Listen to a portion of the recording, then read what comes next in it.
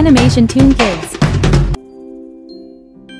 एक जमाने में बहुत दूर एक शानदार महल हुआ करता था। उस महल में एक बहुत खूबसूरत महारानी रहती थी और उसकी ख्वाहिश थी कि उसके घर एक बहुत खूबसूरत सी बेटी पैदा हो। ठंड का मौसम था। रानी खिड़की के पास बैठ के कपड़े सी रही थी और अचानक महारानी की सुई चुभ गई। महारानी ने रुई से अपना खून साफ किया और उसी वक्त महारानी ने एक दुआ मांगी। मैं चाहती हूँ कि एक बेटी हो जिसका रंग बर्फ जैसा सफेद हो, जिसकी आंखें तारों की तरह चमकदार हो, जिसका दिल खुशियों से भरपूर हो। और एक दिन महारानी की दुआ कबूल हो गई। उनके घर एक प्यारी सी बेटी पैदा हुई। उन्होंने अपनी बेटी का नाम स्नो वाइट रखा। साल यूं ही गुजरते गए मगर उनकी खुशी ज्यादा दिन नहीं रुक सकी। रहम दिल रानी बीमार हो गई और कुछ ही दिनों बाद उनका इंतकाल हो गया। कुछ सालों बाद महाराजा की उम्र हो गई थी और वो कमजोर होने लगे थे, इसीलिए उन्होंने दूसरी शादी कर ली। ये महारानी शक्ल से तो बहुत खूबसूरत थी लेकिन इसका दिल बिल्कुल भी साफ नहीं था। वो रोजाना अपने जादुई शीशे में देखती और उससे ये सवाल पूछती, शीशे, मुझे ये बताओ कि कौन है सबसे खूबसूरत? और शीशा आगे से ये जवाब देता है कि और कौन हो सकता है, आपसे ज्यादा खूबसूरत कोई नहीं। महारानी ये जवाब सुन के बहुत खुश हुई। इस घमंडी महारानी के आते ही महल में सब कुछ बदलने लगा। उसकी हरकतों की वजह से महाराजा को बहुत नुकसान पहुंचे।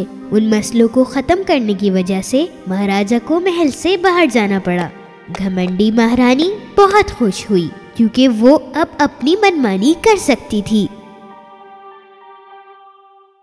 साल पे साल गुजरते गए और स्नो वाइट बड़ी होकर एक बहुत खूबसूरत नौजवान लड़की बन गई।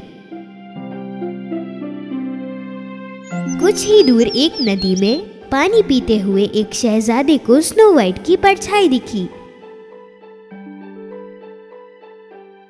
उसे स्नो वाइट नहीं मिली लेकिन उसके आसपास उसे कुछ परिंदे नजर आए।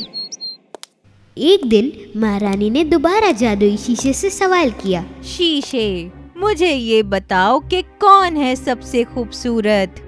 जादुई शीशे ने कहा, अरे अब मैं क्या बोलूं, लेकिन स्नो वाइट तुमसे बहुत ज्यादा खूबसूरत है। वो वाकई तुमसे बहुत ज्यादा हसीन है। जादुई शीशे का जवाब सुनकर महारानी बहुत गुस्से में आ गई। महारानी ने अपने सबसे खास सिपाही को बुलाया और एक खतरनाक हुक्म दिया, तुम स्नो वाइट को जंगल में ले जाओ और उसका दिल मुझे लाके दो।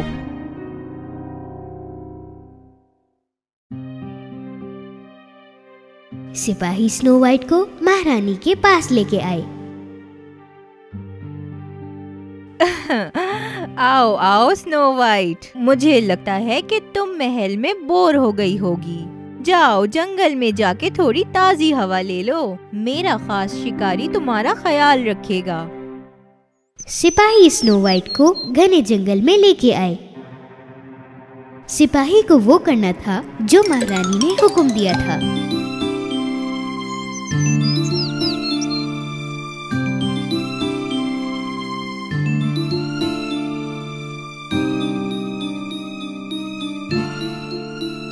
पर उसके नरम दिल को देखते हुए सिपाही ने स्नो वाइट को कोई नुकसान नहीं पहुंचाया। वो चाहता था कि स्नो वाइट दोबारा महल में लौट के कभी ना जाए। और सूरज डूबते ही सिपाही महल में चला गया। स्नो वाइट को घने जंगल में अकेले बहुत डर लग रहा था। वो एक दरख्त के नीचे बैठी और रोने लगी। वो जब तक रोती रही जब तक उसे नींद न आ गई। स्नो वाइट सुबह पंछियों की आवाज से उठ गई और उसने अपने इर्द गिर्द छोटे छोटे परिंदे देखे। क्योंकि सारे परिंदे स्नो वाइट को पहले से ही जानते थे, उन्होंने स्नो वाइट को उसके घर तक का रास्ता दिखाया और उसको उसके घर पे ले आए। और इस तरह स्नो वाइट अपने घर तक पहुंच गई। उसने बिना घबराए अपने घर का दरवाजा खोला। घर बहुत छोटा था, लेकिन बहुत गंदा हो रहा था। स्नो वाइट ये समझ नहीं पा रही थी कि ये घर आखिर है किसका, लेकिन उसके पास इसके अलावा कोई रहने की जगह भी नहीं थी, इसलिए उसने घर की सफाई करना शुरू कर दी।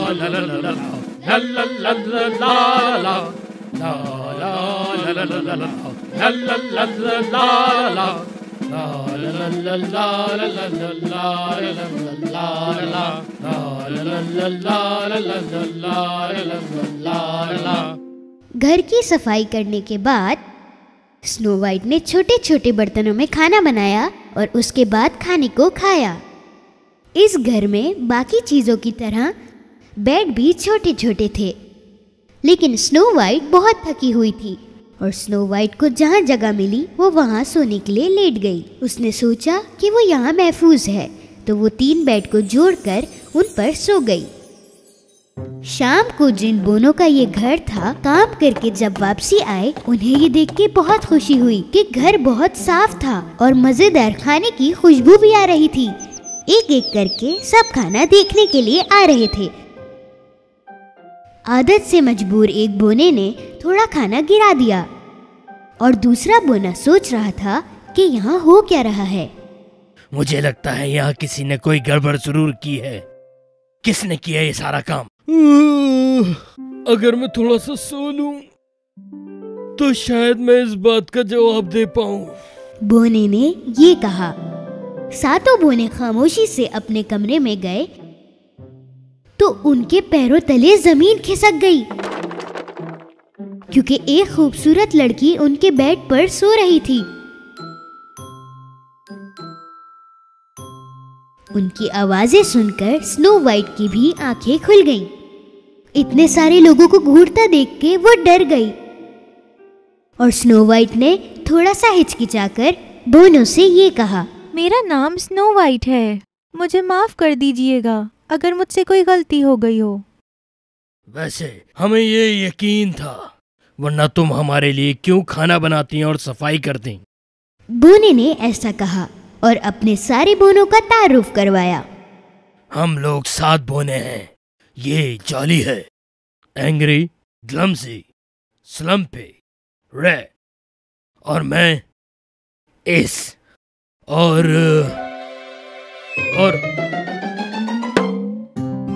ये है लेजी।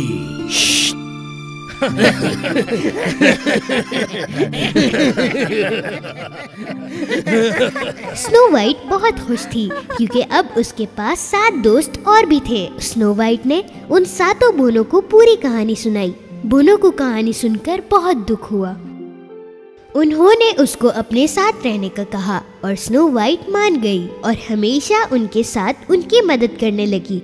उनके दिन बहुत अच्छे गुजर रहे थे, मगर ये मौज मस्ती ज्यादा दिन नहीं चलने वाली थी। एक दिन उस रानी ने दोबारा शीशे से वही सवाल किया, शीशे, मुझे ये बताओ कि कौन है सबसे खूबसूरत? और शीशे ने जवाब दिया कि अरे अब मैं क्या बोलूं, लेकिन स्नो वाइट तुमसे बहुत ज्यादा खूबसूरत है। वो वाकई तुमसे बहुत ज्यादा हसीन है। मगर महारानी को ये लगा था कि स्नो वाइट तो मर चुकी है। उसे ये मालूम नहीं था कि सिपाही ने काम नहीं किया और फिर महारानी ने खुद ये काम करने का फैसला किया। एक और खुशी से भरी सुबह थी। 7 बोनों के घर। स्नो वाइट एक किस देकर 7 बोनों को उनके काम पर भेज रही थी। उनमें से एक बोने ने सारी वार्निंग्स दोबारा बताई। हमारे उसूलों को भूलना नहीं। अगर कोई अजनबी दरवाजे पे आए और कोई घर पे ना हो तो दरवाजा मत खोलना। अच्छा ठीक है एस, पर तुम लोग ज्यादा देर ना करना। जब स्नो वाइट रात के लिए खाना बना रही थी तो अचानक से दरवाजा खटखटाने की आवाज आई। कौन है? एस, क्या तुम लोग आए हो? बाहर से एक बूढ़ी औरत की आवाज आई। मैं तुम्हें कोई नुकसान नहीं पहुंचाना चाहती, दरवाजा खोल दो। स्नो वाइट ने बीप होल में से एक बूढ़ी औरत को देखा। उसने सोचा ये मेरा क्या नुकसान करेगी भला, और उसने दरवाजा खोल दिया। आओ मेरी प्यारी बच्ची, मैं बूढ़ी औरत यहाँ से जा रही थी। अगर तुम मुझे एक प्याली सूप दे दो तो मैं तुम्हें बहुत दुआएं दूंगी। स्नो वाइट बूढ़ी औरत को अंदर ले गई और उसे एक कप सूप दिया।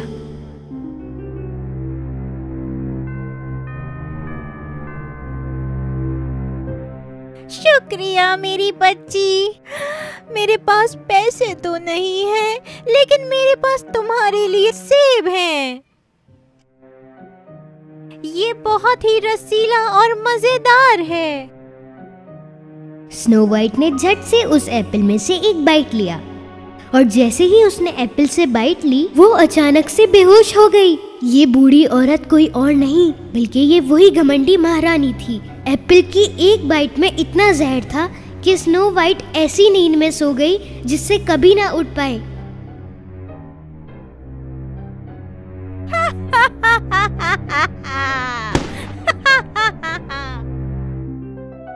जब सातोबो घर आए तो उन्होंने स्नो वाइट को जमीन पर गिरे हुए देखा। डोंक ने उस एप्पल को देखा।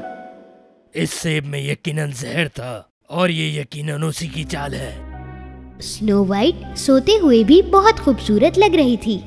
बोनो ने स्नो वाइट को एक बड़े से शीशे के अंदर रखा और जंगल में एक ऐसी जगह रखा जहां उसके सारे दोस्त उससे मिलने आ सकें। एक दिन शहजादा उसी जंगल में आया जहां स्नो वाइट सो रही थी। परिंदों ने उस शहजादे को रास्ता दिखाया जहां स्नो वाइट सो रही थी। शहजादा ये देखकर हैरान रह गया क्योंकि ये वही खूबसूरत शहजादी थी जिसकी परछाई उसने एक दफा नदी में देखी थी। उसके ख्वाबों की शहजादी उसके सामने लेटी हुई थी। शहजादे ने शीशे को हटाया और स्नो वाइट को एक किस दी और उसी वक्त शहजादा और शहजादी के ख्वाब पूरे हो गए। उनके प्यार की जीत हुई और स्नो वाइट दोबारा से ठीक हो गई। राजा को अपनी बेटी के साथ हुए जुल्म का पता चला और उसने जादुई शीशे को तोड़ दिया और उस पत्थर दिल महारानी को महल से बहुत दूर भेज दिया। स्नो वाइट अपने पापा के पास अपने महल लौट आई। स्नो वाइट और शहजादे की शादी बहुत धूमधाम से हुई। स्नो वाइट, महाराजा, शहजादा और 7 बोने एक साथ बहुत खुश रहे।